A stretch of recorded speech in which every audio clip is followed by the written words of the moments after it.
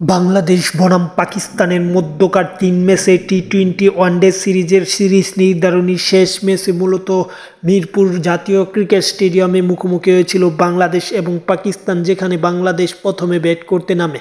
উদ্বোধনী জুটিতে বাংলাদেশের তানজিদ হাসান তামিম এবং সাইফ হাসান তারা দারুণ খেলেছে এবং তাদের দারুণ উদ্বোধনী জুটির মাধ্যমে বাংলাদেশ বড় সংগ্রহ করতে পারে। তানজিদ হাসান তামিম মূলত ১০৭ বলে ১০৭ রান করে আউট হয়। তারপরে দলের হাল ধরে তৌহিদ হৃদয় এবং লিটন কুমার দাস।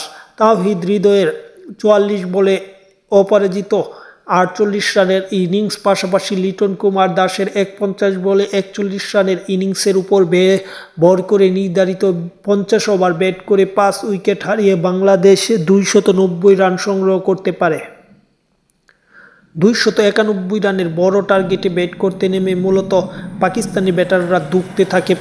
প্রথমে পাকিস্তানি ব্যাটাররা একের পর এক আউট হলেও পরবর্তীতে সালমান আলী আগা এবং সাইদ তেরা মূলত দুইজন মিলে একটা প্রতিরোধ করে, যেখানে সালমান আলী আগা ৯৮ বলে ১০৬ রানে আউট হয় এবং সেখান থেকে মূলত পাকিস্তানের ম্যাচটা ছিটকে যায়। শেষ দিকে শাহিন শাহ আফ্রিদির সাথে আগার একটা জুটি মূলত পার্টনারশিপের মাধ্যমে ম্যাচটি বের করতে চেয়েছিল, কিন্তু শেষ মুহূর্ত আর পারেনি। শেষ ওভারে প্রয়োজন ছিল ১৪ রান, কিন্তু তারা তা আর করতে পারেনি। শেষ পর্যন্ত পাকিস্তান নির্ধারিত ৫০ ওভারে অল আউট হয় ২৭৯ রানে এবং বাংলাদেশ ১১ রানের একটি জয় লাভ করে।